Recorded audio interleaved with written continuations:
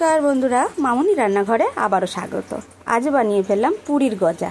এখানে আমি 1 বাটি ময়দা, 1 চামচ ঘি, কিছুটা লবণ দিয়ে ভালো করে ময়দাটাকে মিশিয়ে নেব।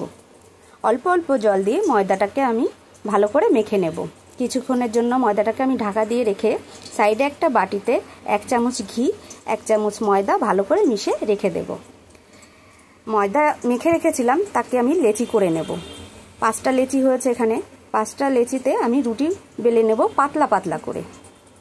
পাতলা পাতলা করে রুটি বেলে নেওয়ার পরে মেখে রাখা যে ঘি ময়দাটা রেখেছিলাম, একটার উপরে একটা দিয়ে ওই ঘি ময়দাটা দিয়ে আমি লেয়ার বাই লেয়ার দিয়ে রোল করে নেব ময়দাটাকে।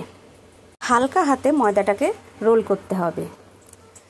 এখানে রোল করা হয়ে গেলে একটা ছুরি দিয়ে তাকে আমি পিস পিস করে কেটে নেব।